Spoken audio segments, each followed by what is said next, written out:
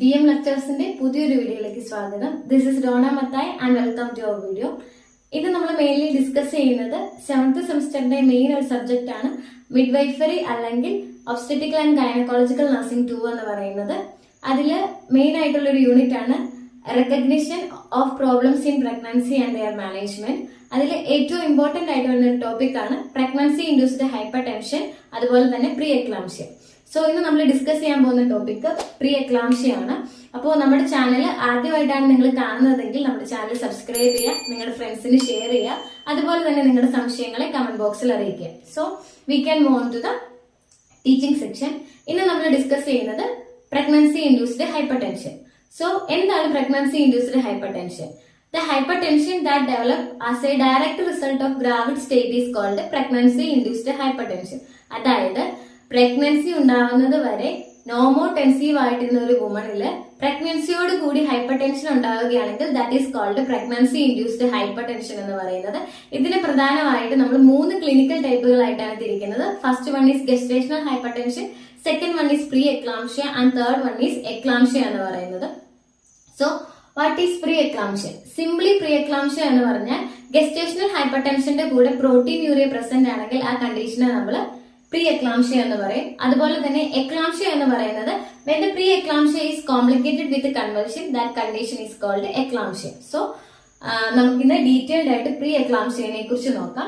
First one is definition of pre eclampsia. നമ്മളൊരു ടോപ്പിക്കിന്റെ ഡെഫിനിഷനെ പഠിക്കുമ്പോഴത്തേക്കും കുറച്ചുകൂടെ സിസ്റ്റമാറ്റിക് ആയിട്ട് കമ്പോണൻസ് ആക്കി പഠിക്കുവാണെങ്കിൽ നമുക്ക് ഓർത്തിരിക്കാനും അതുപോലെ തന്നെ മനസ്സിലാക്കാനും കുറച്ചുകൂടെ എളുപ്പമായിരിക്കും. സോ ഞാൻ പ്രീ എക്ലാംഷ്യയുടെ ഡെഫിനിഷനെ 5 കമ്പോണൻസ് ആയിട്ട് ഇവിടെ തിരിച്ചിട്ടുണ്ട്. ആദ്യം ഞാൻ ഡെഫിനിഷൻ പറയാം. Pre eclampsia is defined as a multi-system disorder which is characterized by the development of hypertension to an extent of 140-90 mmHg or greater with proteinuria after 20 weeks of gestation in a previously normotensive and non-proteuric patient. അതായത് pre eclampsia എന്ന് പറയുന്നത് ഒരു multi system disorder ആണ്. കാരണം kidney, brain, liver പോലുള്ള സിസ്റ്റത്തിനെ affect ചെയ്യുന്നത് കൊണ്ട് തന്നെ it is called as a multi system disorder. അതുപോലെ തന്നെ ഇതിന്റെ മെയിൻ ക്യാരക്ടറിസ്റ്റിക് ഫീച്ചർ ആണ് ഹൈപ്പർ ടെൻഷൻ എന്ന് പറയുന്നത് to an extent of 140-90 mmHg or greater along with proteinuria. ഹൈപ്പർ ടെൻഷന്റെ കൂടെ തന്നെ പ്രോട്ടീൻ യൂറിയ പ്രസന്റ് ആയിരിക്കണം. എപ്പോഴായിരിക്കും യൂഷ്വലി വരുന്നത്? ആഫ്റ്റർ 20 വീക്സ് ഓഫ് ഗെസ്റ്റേഷൻ ആയിരിക്കും. ആരിലാണ് വരുന്നത്? ഇന്നെ previously normotensive and non proteinuric ആയിട്ടുള്ള ഒരു പേഷ്യന്റിൽ. So pre-eclampsia is defined as a multi-system disorder which is characterized by the development of hypertension to an extent of 140-90 mmHg or greater with proteinuria after 20 weeks of gestation in a previously normotensive and non-proteuric patient. So this is the definition of pre-eclampsia. So we can next move on to the causes of pre-eclampsia.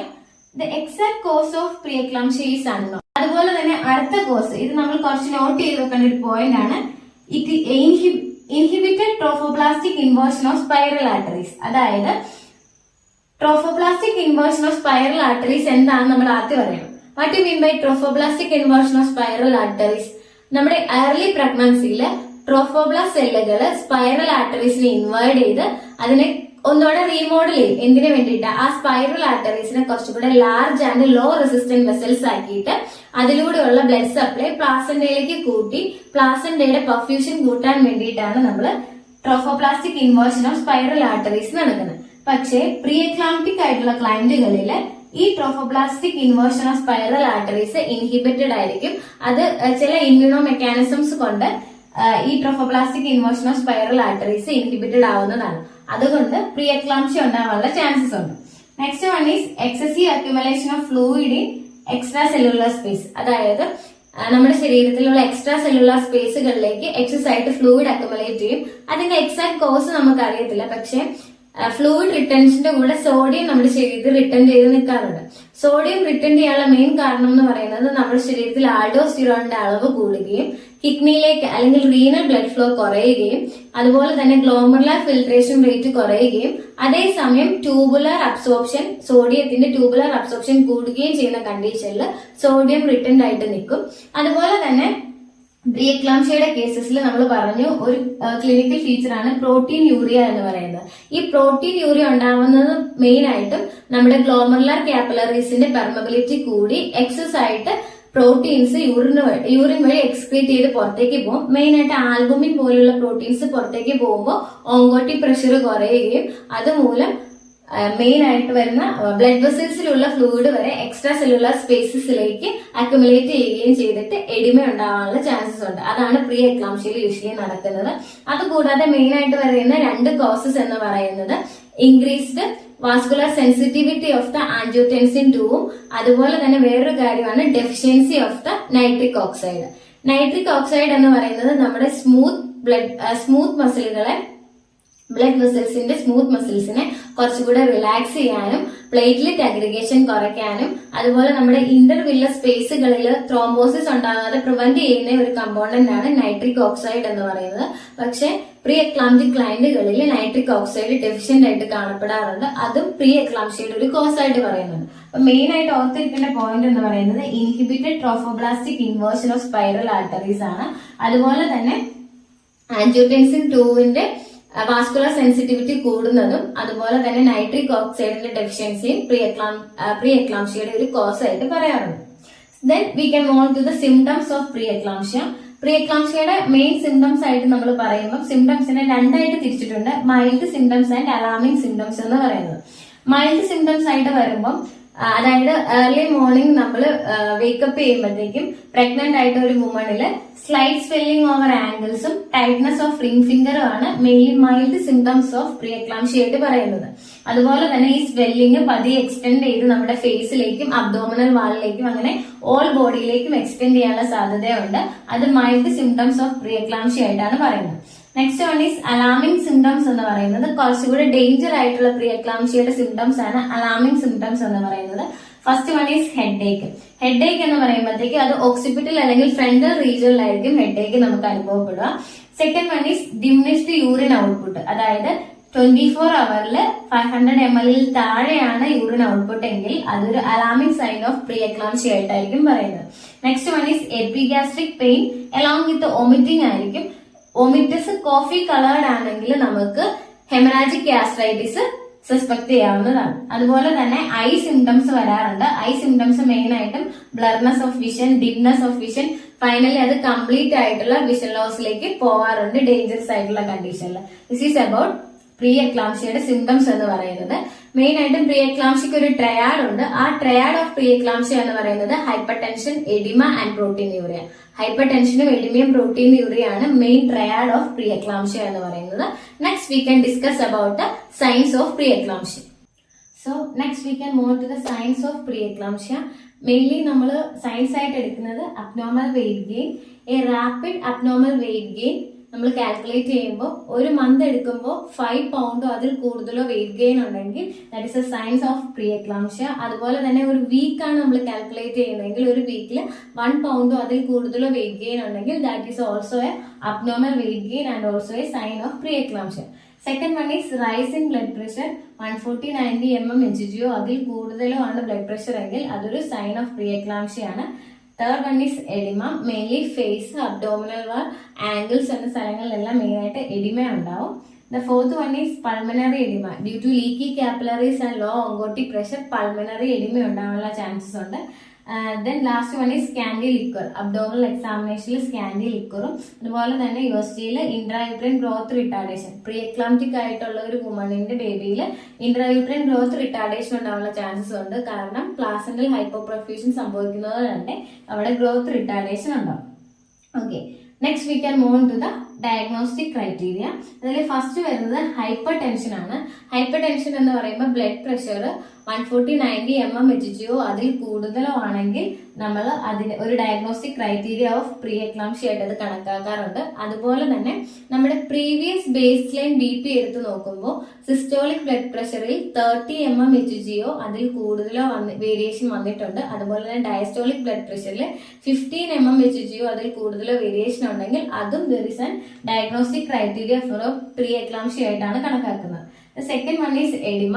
Oedema വരുമ്പോൾ usually abnormal ആയിട്ടുള്ള weight gain ആയിരിക്കും അതിന്റെ criteria ആയിട്ട് എടുക്കുന്നത്. 5 pounds within a മന്തോ 1 pound within a വീക്കോ ആയിരിക്കും abnormal ആയിട്ട് നമ്മൾ എടുക്കുന്നത്. അതുപോലെ തന്നെ mean arterial pressure. Main arterial pressure നമ്മൾ കാൽക്കുലേറ്റ് ചെയ്യുന്നത് സിസ്റ്റോളിക് ബ്ലഡ് പ്രഷറിന്റെ കൂടെ diastolic blood pressure into 2 whole divided by 3.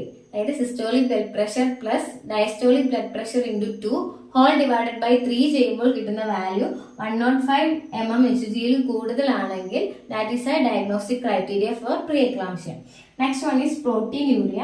24-hour urine sample കളക്ഷനിൽ പ്രോട്ടീന്റെ അളവ് ഗ്രേറ്റർ ദാൻ 0.3 gram ആണെങ്കിൽ that is a diagnostic criteria for pre eclampsia ആണെന്നാണ് പറയുന്നത്. അപ്പൊ മെയിൻ ആയിട്ടും hypertension, oedema, main arterial pressure greater than 105 mmHg, അതുപോലെ തന്നെ പ്രോട്ടീൻ യൂറിയ ആണ് main diagnostic criteria for pre eclampsia ആയിട്ട് പറയുന്നത്. So next we can move on to the investigation. Investigation first പറയുന്നത് യൂറിൻ ആണ്. Urine 24 hours urine sample collect ചെയ്തിട്ട് അതിൽ പ്രോട്ടീന്റെ അളവാണ് നമ്മൾ ചെക്ക് ചെയ്യുന്നത്. പ്രോട്ടീന്റെ അളവ് ഗ്രേറ്റർ ദാൻ 0.3 gram ആണെങ്കിൽ that is a indication for pre eclampsia. അതുകൊണ്ട് തന്നെ അതൊരു ഇൻവെസ്റ്റിഗേഷൻ ആയിട്ട് എടുക്കുന്നുണ്ട്. Next one is ophthalmoscopic examination. അതായത് ഇച്ചിരി ഡേഞ്ചർ ആയിട്ടുള്ള കേസസിൽ അല്ലെങ്കിൽ അലാമിക് സിംറ്റംസ് ഒക്കെ ഉള്ള കേസസിൽ പ്രധാനമായിട്ടും റെറ്റിനൽ എഡിമ, അതുപോലെ തന്നെ കൺസ്ട്രക്ഷൻ ഓഫ് ആർട്ടീരിയോൾസ് ഒക്കെ സംഭവിക്കാറുണ്ട്. സോ അതുപോലെ തന്നെ ഐ സിംറ്റംസ് ഉള്ളത് കൊണ്ടും ഒഫ്താൽമോസ്കോപ്പിക് എക്സാമിനേഷൻ നമ്മൾ ചെയ്യാറുണ്ട്. Third one is blood values എന്ന് പറയുന്നത് uric acid is greater than 4.5 mg/dl, serum creatinine is greater than 1 mg/dl, and there is the chances of thrombocytopenia അല്ലെങ്കിൽ abnormal coagulation profile, then chances of elevated liver enzymes. ഇതെല്ലാം blood വാല്യൂസിൽ നമുക്ക് evident ആയിട്ട് കാണാൻ പറ്റും. അതുപോലെ തന്നെ ആന്റിനേറ്റൽ ഫീറ്റൽ മോണിറ്ററിംഗ് നമ്മൾ investigation ആയിട്ട് ചെയ്യാറുണ്ട്. ഡെയിലി ഫീറ്റൽ കിക്ക് കൗണ്ട്, അതുപോലെ തന്നെ USGF അബ്ഡോമനിൽ ലിക്വർ പോക്കറ്റ്സ് നോക്കാനും സ്കാനി ലിക്വർ ആണോ എന്ന് ഐഡന്റിഫൈ ചെയ്യാനും, അതുപോലെ തന്നെ കാർഡിയോ ടോക്കോഗ്രഫി, അതുപോലെ തന്നെ ബയോഫിസിക്കൽ പ്രൊഫൈല് നമ്മൾ എടുക്കാറുണ്ട്. ഇതായിരിക്കും മെയിൻ ആയിട്ടും ഇൻവെസ്റ്റിഗേഷൻസ് ഫോർ പ്രീ എക്ലാംഷ്യ ആയിട്ട് എടുക്കുന്നത്. Mainly urine, ophthalmoscopy examination, blood values, antenatal foetal monitoring ആണ് ഇൻവെസ്റ്റിഗേഷൻസ് ഓഫ് പ്രീ എക്ലാംഷ്യ ആയിട്ട് എടുക്കുന്നത്. So next we can move on to the hospital management of pre eclampsia. So next നമ്മൾ discuss ചെയ്യുന്നത് hospital management of pre eclampsia ആണ്. അതിൽ first നമ്മൾ പേഷ്യന്റിന് provide ചെയ്യുന്ന rest ആയിരിക്കും. പേഷ്യന്റിനെ ഹോസ്പിറ്റലിൽ അഡ്മിറ്റ് ചെയ്ത് റെസ്റ്റ് പ്രൊവൈഡ് ചെയ്യുന്നത് വഴി പേഷ്യന്റിന് റീനൽ ബ്ലഡ് ഫ്ലോ കൂടും. അതുവഴി നമുക്ക് ഡയൂറസിസ് ഇംപ്രൂവ് ചെയ്യാനായിട്ട് ഹെൽപ്പ് ചെയ്യും. അതുപോലെ തന്നെ ഇൻട്രായൂട്രിൻ ബ്ലഡ് ഫ്ലോ കൂടുകയും പ്ലാസന്റയിലേക്കുള്ള ബ്ലഡ് ഫ്ലോ കൂടും. അതുവഴി പ്ലാസന്റയ്ക്ക് ആവശ്യമായിട്ടുള്ള പെർഫ്യൂഷൻ കിട്ടും. അതുവഴി നമുക്ക് BP റെഡ്യൂസ് ചെയ്യാനും റെസ്റ്റ് നമ്മളെ ഹെൽപ്പ് ചെയ്യുന്നതുകൊണ്ട് തന്നെ പേഷ്യന്റിന് പ്രീ എക്ലാംപ്റ്റിക് ആയിട്ടുള്ള ഒരു ക്ലയന്റിന് നമ്മൾ റെസ്റ്റ് കൊടുക്കണം. നെക്സ്റ്റ് വേണമെന്ന് പറയുന്നത് ഡയറ്റ് ആയിരിക്കും. എക്സസ് ആയിട്ട് പ്രോട്ടീൻ ലോസ് ഉള്ളത് കൊണ്ട് തന്നെ പ്രോട്ടീൻ 100 gram/day എന്നുള്ള രീതിയിൽ നമ്മൾ ഇൻക്ലൂഡ് ചെയ്യാറുണ്ട് ഡയറ്റിൽ. നെക്സ്റ്റ് വേണമെന്ന് പറയുന്നത് ആന്റി ഹൈപ്പർടെൻസീവ്സ് ആയിരിക്കും. അതിൽ മെയിൻ ഓൾട്ടർനേറ്റീവ്സ് ആയിട്ട് വരുന്നത് മീഡിയൽ ടോപ്പ 250 to 500 mg TID അല്ലെങ്കിൽ QID ആയിട്ട് നമ്മൾ കൊടുക്കും. അല്ലെങ്കിൽ അബിറ്റലോൾ 250 mg TID, നിഫിഡിപ്പിൻ 10 to 20 mg BD, ഹൈഡ്രാലാസിൻ 10 to 25 mg. ഇതിൽ ഏതെങ്കിലും ഒരു ഡ്രഗ് ആയിരിക്കും ആന്റി ഹൈപ്പർടെൻസീവ് ആയിട്ട് നമ്മൾ കൊടുക്കുന്നത്. അതുപോലെ തന്നെ ചില കേസസിൽ എക്ലാംഷ്യ ഉണ്ടായിട്ടുള്ളതോ ഉണ്ടാവാൻ ചാൻസസ് ഉള്ള കേസസിൽ നമ്മൾ മഗ്നീഷ്യം സൾഫേറ്റ് ഒരു ഡ്രഗ് ഓഫ് ചോയ്സ് ആയിട്ട് കൊടുക്കാറുണ്ട്. ലാക്സേറ്റീവ്സ് പേഷ്യന്റ് കോൺസ്റ്റിപ്പേറ്റഡ് ആണെങ്കിൽ milk of magnesium 4 teaspoon bed ടൈമിൽ നമ്മൾ പ്രൊവൈഡ് ചെയ്യും. അതുപോലെ തന്നെ ഡയൂററ്റിക്സ് ആയിട്ട് നമ്മൾ എടുക്കുന്നത് ലാക്സിസ് അല്ലെങ്കിൽ ഫ്ലൂസിമൈഡ് 40 mg ആയിരിക്കും. അത് വീക്ക്ലി 5 days ആയിരിക്കും. ഓറലി ആഫ്റ്റർ ബ്രേക്ക്ഫാസ്റ്റ് ആയിരിക്കും നമ്മൾ കൊടുക്കുന്നത്. അപ്പൊ മെയിൻ ആയിട്ടുള്ള ഡ്രഗ് ഓഫ് ചോയ്സ് എന്ന് പറയുന്നത് ആന്റി ഹൈപ്പർടെൻസീവ്സും ഡയൂററ്റിക്സും ആയിരിക്കും. Okay, then next we can move to the complications of pre eclampsia. Complications ആയിട്ട് മെയിൻലി പറയുന്നതെന്ന് പറയുമ്പോഴത്തേക്കും മറ്റേണൽ ആൻഡ് ഫീറ്റൽ കോംപ്ലിക്കേഷൻസ് ഉണ്ട്. മറ്റേണൽ എന്ന് പറയുമ്പോൾ അത് തന്നെ പ്രഗ്നൻസിയിലും ലേബറിന്റെ സമയത്ത് ഉണ്ടാകുന്ന കോംപ്ലിക്കേഷൻസ് ഉണ്ട്. മറ്റേണൽ കോംപ്ലിക്കേഷനിൽ പ്രഗ്നൻസിയിൽ മെയിൻ ആയിട്ട് ഉണ്ടാകുന്ന ഇച്ചിരി ഡേഞ്ചർ ആയിട്ടുള്ളൊരു കോംപ്ലിക്കേഷൻ ആണ് ഹെൽപ്പ് സിൻഡ്രോം എന്ന് പറയുന്നത്. ഇതിന്റെ ഓരോ ലെറ്റർ ഇൻഡിക്കേറ്റ് ചെയ്യുന്നത് ഓരോ കാര്യങ്ങളെയാണ്. മെയിൻ ആയിട്ടും H എന്ന് പറയുന്നത് ഹീമോലൈസിസ് ആണ്, ഹീമോലൈസിസ്. അതുപോലെ EL എന്ന് പറയുന്നത് എലിവേറ്റഡ് ലിവർ എൻസൈം, LP എന്ന് പറയുന്നത് ലോ പ്ലേറ്റ്ലെറ്റ് കൗണ്ട്. ഈ 3 കാര്യങ്ങളാണ് ഹെൽപ്പ് സിൻഡ്രത്തിൽ മെയിൻ ആയിട്ട് വരുന്നത്. Haemolysis, elevated liver enzymes and low platelet count. That is called HELLP syndrome. അതാണ് പ്രീ എക്ലാംഷ്യയുടെ one of the danger complications ആയിട്ട് പ്രഗ്നൻസിയുടെ സമയത്ത് വരുന്നത്. Next one is eclampsia. അതായത് preeclampsia is complicated with convulsions is called eclampsia എന്ന് പറയുന്നത്. അതും പ്രീ എക്ലാംഷ്യയുടെ ഒരു കോംപ്ലിക്കേഷൻ ആണ്. അതുപോലെ തന്നെ ഒളിഗൂറിയ, പ്രീടേം ലേബർ, അതുപോലെ തന്നെ ആക്സിഡന്റൽ ഹെമറേജും ഉണ്ടാവാനുള്ള ചാൻസസ് ഉണ്ട്. ഡ്യൂറിങ് ലേബറിൽ മെയിൻ ആയിട്ട് നമുക്ക് ഉണ്ടാവുന്ന മെയിൻ കോംപ്ലിക്കേഷൻ ആണ് എക്ലാംഷ്യ എന്ന് പറയുന്നത്. കൺവൾഷൻസ് യൂഷ്വലി ഡേഞ്ചർ ആയിട്ടുള്ള ഒരു കോംപ്ലിക്കേഷൻസ് ആണ് ലേബറിന്റെ സമയത്ത്. അതുപോലെ തന്നെ പോസ്റ്റ്മോർട്ടം ഹെമറേജ് ഉണ്ടാവാനുള്ള ചാൻസസും പ്രീ എക്ലാംപ്റ്റിക് ക്ലയന്റുകളിലുണ്ട്. നെക്സ്റ്റ് നമ്മൾ പോകുന്നത് ഫീറ്റൽ കോംപ്ലിക്കേഷൻസിലേക്കാണ്. മെയിൻ ആയിട്ടും നമുക്കറിയാം ഫീറ്റൽ കോംപ്ലിക്കേഷൻ എന്ന് പറയുമ്പോഴത്തേക്കും പ്ലാസന്റയിലേക്ക് ശരിയായിട്ട് ബ്ലഡ് ഫ്ലോ ചെല്ലുന്നില്ലെങ്കിൽ, അതായത് ബേബിക്ക് അല്ലെങ്കിൽ ഫീറ്റസിന് മതിയായിട്ടുള്ള ബ്ലഡ് ഫ്ലോ കിട്ടാതെ വരുമ്പോഴത്തേക്ക് ഇൻട്രായൂട്രൈൻ ഡെത്തിലേക്ക് പോവാം, അല്ലെങ്കിൽ ഇൻട്രായൂട്രൈൻ ഗ്രോത്ത് റിട്ടാർഡേഷനിലേക്ക് പോവാം. അതുപോലെ തന്നെ അങ്ങനെ വരുന്ന കോംപ്ലിക്കേഷൻസിൽ അല്ലെങ്കിൽ ഇൻട്രായൂട്രൈൻ ഗ്രോത്ത് റിട്ടാർഡേഷന് അല്ലെങ്കിൽ അമ്മയ്ക്ക് മറ്റേ കോംപ്ലിക്കേഷൻ ഒക്കെ വരുന്ന കേസസിൽ ബേബിയിൽ പ്രീമെച്യൂരിറ്റിയും കാണാറുണ്ട്. This is the main complications related to preeclampsia. അതിൽ ഓർത്തിരിക്കേണ്ടത് മെയിനായിട്ട് ഹെൽപ്പ് സിൻഡ്രോം എക്ലാംഷ്യാണ് യൂഷ്വലി പ്രീ എക്ലാംപ്റ്റിക് ക്ലയന്റുകളിൽ ഡേഞ്ചർ ആയിട്ട് മോസ്റ്റ് കോമൺലിയും കാണുന്ന 2 കോംപ്ലിക്കേഷൻസ്. നെക്സ്റ്റ് നമ്മൾ ഡിസ്കസ് ചെയ്യുന്നത് മെയിൻലി ഒരു ഹോസ്പിറ്റൽ മാനേജ്മെന്റ് ടിൽ ഡെലിവറി ഉള്ള ഒരു പ്രീ എക്ലാംപ്റ്റിക് ക്ലയന്റിന്റെ മാനേജ്മെന്റ് ആണ് നമ്മൾ ഡിസ്കസ് ചെയ്യുന്നത്. So management of pre eclampsia. അപ്പൊ അതിനെ നമുക്ക് സിമ്പിൾ ആക്കാൻ വേണ്ടിയിട്ട് 3 കാറ്റഗറി ആയിട്ട് തിരിക്കാം. ഫസ്റ്റ് വൺ നമ്മൾ ബേസിക് മാനേജ്മെന്റ് കൊടുത്ത് BP കൺട്രോൾഡ് ആയി. നെക്സ്റ്റ് വൺ ബേസിക് മാനേജ്മെന്റ് കൊടുത്തിട്ട് BP ഹൈ ആയിട്ട് നിൽക്കുന്നു. ദ ലാസ്റ്റ് വൺ എന്ന് പറഞ്ഞാൽ പേഷ്യന്റിന് ഇപ്പോഴും ഒമിനസ് അല്ലെങ്കിൽ അലാമിക് സിംറ്റംസ് പ്രസന്റ് ആയിട്ടുള്ള 3 കാറ്റഗറി ആയിട്ടാണ് നമ്മൾ തിരിച്ചിട്ടുള്ളത്. ഫസ്റ്റ് വൺ BP കൺട്രോൾഡ് ആണ് പേഷ്യന്റിന്റെ, പക്ഷേ ഗസ്റ്റേഷൻ എന്ന് പറയുന്നത് പ്രീ ടൈം ആണ്. ഗസ്റ്റേഷൻ ലെസ് ദാൻ 28 വീക്ക് ആണെങ്കിൽ പേഷ്യന്റിനെ ഡിസ്ചാർജ് ചെയ്യും. വീക്ക്ലി ആന്റിനേറ്റൽ ക്ലിനിക്കിൽ വരാൻ അഡ്വൈസ് ചെയ്തിട്ട് മെഡിസിൻ കണ്ടിന്യൂ ചെയ്യാൻ അഡ്വൈസ് ചെയ്ത് നമ്മൾ പേഷ്യന്റിനെ ഡിസ്ചാർജ് ചെയ്യും. നെക്സ്റ്റ് എന്ന് പറഞ്ഞിട്ടുണ്ടെങ്കിൽ BP കൺട്രോൾഡ് ആണ്, ഫീറ്റസ് ടേംഡ് ആണെങ്കിൽ നമ്മൾ പേഷ്യന്റിനെ എന്ത് ചെയ്യും, ഹോസ്പിറ്റലിൽ സ്റ്റേ ചെയ്യിക്കും. 37 വീക്ക് അല്ലെങ്കിൽ 37 വീക്ക് കഴിയുമ്പോൾ ഡെലിവറി ആയിരിക്കും അടുത്ത സ്റ്റെപ്പായിട്ട് എടുക്കുന്നത്. അതാണ് ഫസ്റ്റ് കാറ്റഗറി. നെക്സ്റ്റ് എന്ന് പറയുന്നത് പേഷ്യന്റിന് BP ഹൈ ആണെങ്കിൽ അറ്റ്ലീസ്റ്റ് 34 വീക്ക് എങ്കിലും ആ പ്രഗ്നൻസി കണ്ടിന്യൂ ചെയ്യാൻ ട്രൈ ചെയ്തിട്ട് ആഫ്റ്റർ 34 വീക്സ് ഡെലിവറി ആയിരിക്കും അടുത്ത സ്റ്റെപ്പായിട്ട് നമ്മൾ എടുക്കുന്നത്. ഇത് ലാസ്റ്റ് വൺ എന്ന് പറയുമ്പോൾ പേഷ്യന്റിന് ഇപ്പോഴും അലാമിക് സിംറ്റംസ് ഉണ്ട്, ഹെഡ് ഏക്ക്, വിഷ്വൽ ഡിസ്റ്റർബൻസ് പോലെയുള്ള പ്രശ്നങ്ങളുണ്ട്. BP ഹൈ ആയിട്ട് തന്നെ നിൽക്കുവാണെങ്കിൽ നമ്മൾ എന്ത് ചെയ്യും, 34 വീക്കിന് മുന്നേ ആണെങ്കിൽ നമ്മൾ സ്റ്റീറോയിഡ് തെറാപ്പി അഡ്മിനിസ്റ്റർ ചെയ്യും. കാരണം ഫീറ്റസിന് ലങ് മെച്യൂരിറ്റി ആയിട്ടില്ല 34 വീക്കിൽ, അതുകൊണ്ട് സ്റ്റീറോയിഡ് തെറാപ്പി കൊടുക്കും. അതുപോലെ തന്നെ ഡെലിവറിക്ക് ശേഷം നിയോനേറ്റൽ റെസ്പിറേറ്ററി ഡിസ്ട്രസ് സിൻഡ്രോം ഉണ്ടാവാതിരിക്കാൻ വേണ്ടിയിട്ട് നമ്മൾ എന്ത് ചെയ്യും, സ്റ്റീറോയിഡ് തെറാപ്പി അഡ്മിനിസ്റ്റർ ചെയ്യും. 34 വീക്കിന് മുന്നേ ഉള്ള ഡെലിവറി നമ്മൾ ഇൻഡ്യൂസ് ചെയ്യാൻ പോവുകയാണെങ്കിൽ. അതിനുശേഷം നമ്മൾ എന്ത് ചെയ്യും, മഗ്നീഷ്യം സൾഫേറ്റ് നമ്മൾ കൊടുക്കും പ്രൊഫൈലാക്റ്റിക് ആയിട്ട്. നെക്സ്റ്റ് സ്റ്റെപ്പ് എന്ന് പറയുന്നത് ഡെലിവറി ആയിരിക്കും. ഡെലിവറിയിൽ നമ്മൾ ലേബർ ഇൻഡ്യൂസ് ചെയ്യുവാണെങ്കിൽ സെർവിക്സ് റൈപ്പൺ ആയിട്ടില്ലെങ്കിൽ പ്രോസ്റ്റാഗ്ലാൻഡിൻ ജെൽ ഉപയോഗിച്ചിട്ട് നമ്മൾ സെർവിക്സ് റൈപ്പൺ ചെയ്യും. അതിനുശേഷം ലോ റപ്ചർ ഓഫ് മെംബ്രെയിൻ അല്ലെങ്കിൽ ആർട്ടിഫിഷ്യൽ റപ്ചർ ഓഫ് മെംബ്രെയിൻ ആയിരിക്കും നമ്മൾ ലേബർ ഇൻഡ്യൂസ് ചെയ്യാൻ ഉപയോഗിക്കുന്നത്. അതിനുശേഷം ഓക്സിറ്റോക്സിന്റെ ഹെൽപ്പോട് കൂടി ലേബർ ഇൻഡ്യൂസ് ചെയ്യും. ഇനി അതല്ലാത്ത കേസസിൽ നമുക്ക് ലേബർ ഇൻഡ്യൂസ് ചെയ്യാൻ പറ്റില്ലാത്ത കേസസിൽ നമ്മൾ ഡയറക്റ്റ് CS പോവുമായിരിക്കും ചെയ്യുന്നത്. It is the total management of pre eclampsia എന്ന് പറയുന്നത്. അപ്പോൾ ഇന്ന് നമ്മൾ ഡിസ്കസ് ചെയ്തത് പ്രീ എക്ലാംഷ്യനെ കുറിച്ചായിരുന്നു. അപ്പോൾ ബ്രീഫായിട്ട് നമ്മൾ പ്രീ എക്ലാംഷ്യനെ വന്ന് ഓർക്കുകയാണെങ്കിൽ പ്രീ എക്ലാംഷ്യ എന്ന് പറഞ്ഞാൽ സിംപ്ലി ഒരു മൾട്ടി സിസ്റ്റം ഡിസോർഡർ ആണ്. ഗസ്റ്റേഷണൽ ഹൈപ്പർ ടെൻഷന്റെ കൂടെ, അതായത് ഹൈപ്പർ ടെൻഷൻ ഉണ്ടായിരിക്കണം, അതിൻ്റെ കൂടെ പ്രോട്ടീൻ യൂറിയ ഉണ്ടായിരിക്കണം. അത് ആരിലായിരിക്കണം, നോമോടെൻസീവും നോൺ പ്രോട്ടീയൂറിക്കും ആയിട്ടുള്ള ഒരു വുമണിലായിരിക്കണം. അതായിരിക്കും. പിന്നെ main triad of pre eclampsia എന്ന് പറയുന്നത് hypertension, oedema, protein urea ആണെന്ന് ഓർത്തിരിക്കുക. മെയിൻ കോംപ്ലിക്കേഷനിൽ ഹെൽപ്പ് സിൻഡ്രോം ഓർത്തിരിക്കുക. അതുപോലെ തന്നെ മാനേജ്മെന്റിലേക്ക് വരുമ്പോൾ റെസ്റ്റും പ്രോട്ടീൻ മിനിമം 100 ഗ്രാമുള്ള പ്രോട്ടീൻ ഉള്ള ഡയറ്റും, അതുപോലെ തന്നെ മെയിൻ ആയിട്ട് ആന്റി ഹൈപ്പർടെൻസീവ്സ് ആയിരിക്കും ഡ്രഗ് ഓഫ് ചോയ്സ്. അതിൽ മീഥൈൽ ഡോപ്പ, ലബെറ്റലോള്, ഹൈഡ്രാലാസിൻ, നിഫിഡിപ്പിൻ പോലുള്ള ഡ്രഗുകളായിരിക്കും നമ്മൾ കൊടുക്കുന്നത്. അതുപോലെ തന്നെ ഏറ്റവും അവസാനമാണ് നമ്മുടെ ടോട്ടൽ മാനേജ്മെന്റിലോട്ട് വരുന്നത്. പ്രൊഫൈലാക്റ്റിക് ആയിട്ട് എക്ലാംഷ്യ ഉണ്ടാവാതിരിക്കാനായിട്ട് നമ്മൾ മഗ്നീഷ്യം സൾഫേറ്റ് ഉപയോഗിക്കാറുണ്ട്. ഇതാണ് ബ്രീഫായിട്ട് പ്രീ എക്ലാംഷ്യനെ കുറിച്ച് നമ്മൾ പറയുകയാണെങ്കിൽ.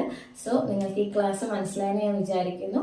എന്തെങ്കിലും സജഷൻസോ അല്ലെങ്കിൽ ഡൗട്ടോ ഉണ്ടെങ്കിൽ നമ്മുടെ കമന്റ് സെക്ഷനിൽ അറിയിക്കാം. So thank you for watching. We will meet with another video.